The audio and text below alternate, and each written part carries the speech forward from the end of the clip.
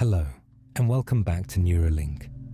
Before we begin our journey into the heart of human potential, take a moment to ensure you are in a place of complete and total comfort, perhaps resting on a soft couch or sinking into the quiet sanctuary of your bed. To truly immerse yourself in this experience, we recommend using headphones. If you have your AirPods or earmuffs ready, now is the time to put them on. And feel the outside world begin to dissolve into a gentle, distant hum. Take a slow, deep breath in and a long, releasing breath out. Feel your mind start to clear, like a lake becoming still, letting any lingering distractions simply drift away. In this session, we are going to let the wisdom of high achievement flow directly into your focus, designed to stimulate your deepest thoughts, expand your awareness, and sharpen your understanding of your own unique path. As the narration eventually comes to a close, please stay with us. Be sure to continue listening to the binaural sounds. They have been carefully designed to help your mind remain in this open, receptive state, allowing the secrets of mastery to settle more deeply and naturally into your awareness. If you find value in this experience and feel the spark of your own potential, please be sure to like the video and subscribe to support the channel. Today, we are turning our attention to Mastery by Robert Greene. In this work, Greene departs from the world of power and strategy to explore something even more profound, the process of becoming a master. He studied the lives of history's greatest figures, from Leonardo da Vinci and Charles Darwin to contemporary masters like Temple Grandin, to find the common thread that led them to the pinnacle of their fields. Robert Greene is a meticulous observer of human excellence. He believes that mastery is not a function of genius or luck, but a path, a specific process that anyone can follow if they have the patience and the discipline. He teaches us that we each possess an inner daemon, a unique seed of potential that is waiting to be cultivated. In this session, we will explore the stages of this journey, from the initial spark of your life's task, through the long years of apprenticeship, to the final stage of creative active power. As we move through these ideas, see them as a gentle invitation to honor your own curiosity. In this space of deep relaxation, we realize that mastery is not about being the best in the eyes of the world. It is about the quiet, steady fulfillment of your own nature. It is the art of becoming who you were always meant to be. Now let's begin. As you settle deeper into your breath, let us explore the first and most vital stage of the journey. Robert Greene suggests that within each of us lies a daemon, a Greek term for an inner spirit or calling. This is not something you invent. It is something you uncover. Imagine your mind as an archaeological site where you are gently brushing away the dust of years of social conditioning to find the artifacts of your true self. This is your life's task. It is the thing you are meant to do, the craft that makes you lose track of time, the subject that makes your eyes light up with a child's curiosity. In this state of relaxation, realize that the world often tries to drown out this inner voice. We are taught to look for money, status, or security, often at the expense of our soul's natural inclinations. But the Master knows that true power comes from alignment. When you align your daily work with your deepest interests, you access a reservoir of energy that others cannot reach. Think back to your earliest years. What were the patterns? What were the things you did for hours without being asked? These are the clues to your mastery. You are here to honor that spark, to protect it from the winds of the world, and to let it guide your path. Once the task is identified, we enter the long, quiet phase of the apprenticeship. This is perhaps the most misunderstood stage in our modern, fast-paced world. People want the result without the process. They want the crown without the training. But you are different. You understand the beauty of the silent years. Imagine yourself entering a space of learning, a laboratory, a studio, or a library. Here, you are not a performer. You are an observer. You are like a hunter in the woods, silent and still, watching how the masters move, how they fail, and how they persist. During this phase, your primary goal is not to impress others or to make money. Your goal is learning. Greene emphasizes that money is a secondary concern during the apprenticeship. The real currency is the acquisition of skills. You must be willing to take a vow of humility. This means putting aside your ego and admitting that you know nothing. It is a liberating feeling to be a beginner, to have no reputation to protect, and to be free to absorb the world around you. Feel the tension leaving your jaw as you realize you don't have to be great yet. You only have to be present.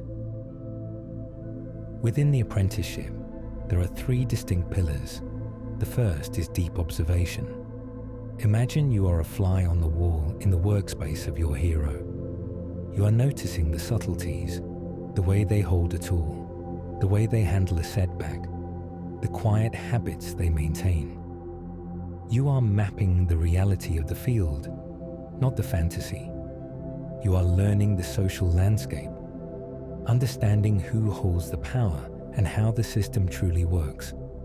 This observation is a form of meditation. It requires you to step outside of yourself and become one with the environment. The second pillar is the acquisition of skills. This is the stage of repetitive practice. Think of a martial artist practicing a single strike 10,000 times, or a programmer writing line after line of code until the syntax becomes a language they speak in their sleep. This is where the magic happens. Through repetition, the skill moves from the conscious, laboring mind into the subconscious. It becomes part of your nervous system. In this hypnotic state, imagine your skills becoming hardwired into your brain. The struggle begins to fade, and the action becomes as natural as breathing. You are building the foundation of a skyscraper. It is hidden underground for a long time, but it determines how high you can eventually go. As your skills grow, you begin the third pillar, experimentation. You start to take small risks. You test the boundaries of what you have learned. You are no longer just a mirror reflecting the master. You are beginning to add your own light. This transition is delicate, but essential. It leads us to the concept of the mentor. In your mind's eye, see a guide standing before you, someone who has spent decades in the field you are just entering. A mentor is a temporal shortcut. They allow you to avoid the mistakes that would cost you years of your life. The relationship with a mentor is a sacred exchange. You offer them your energy, your labor, and your fresh perspective, and they offer you their distilled experience. But Greene warns us of a vital truth. The mentor is not meant to be a permanent crutch. The ultimate goal of the apprenticeship is to eventually surpass the mentor. You take the best of what they have to offer, you integrate it, and then you move beyond. Feel the gratitude for those who teach you, but also feel the growing strength in your own spirit as you prepare to walk your own path. This is the natural cycle of growth, from the seed to the sprout, and eventually to the tree. Mastery is not achieved in a vacuum. We live in a world of people, and people are complex, emotional, and often unpredictable. Robert Greene dedicates a significant portion of the journey to social intelligence. Imagine yourself wearing a mask of calm detachment. When you encounter someone who is difficult, envious, or manipulative, you do not react with anger. Instead, you view them as a social scientist would. You study their behavior. You see their actions as a reflection of their own internal struggles, not as a personal attack on you. This detachment is your superpower. It prevents you from wasting your precious creative energy on petty dramas and office politics. You learn to play the game while keeping your inner self pure and focused on your work. You develop a radar for the character of others. You learn who to trust and who to keep at a distance. In this relaxed state, visualize yourself moving through a crowded social world with grace and ease. You are like water flowing around stones. You don't fight the stones. You simply find the path of least resistance. This social mastery ensures that when you finally reach the height of your powers, you have the allies and the peace of mind to sustain your success. After the long years of apprenticeship and the refinement of your social skills, you enter the creative active phase. This is where the dimensional mind is born.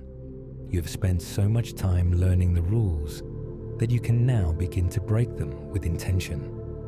Imagine your mind expanding, losing its rigid boundaries. You are no longer limited to one way of thinking.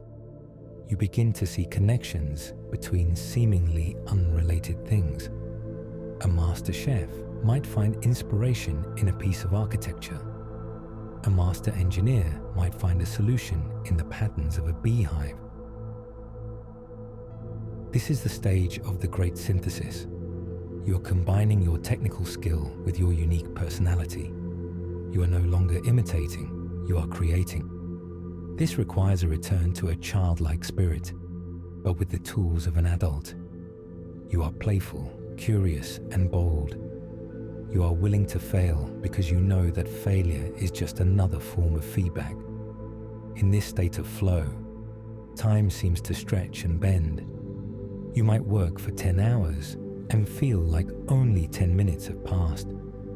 This is the high of the creator.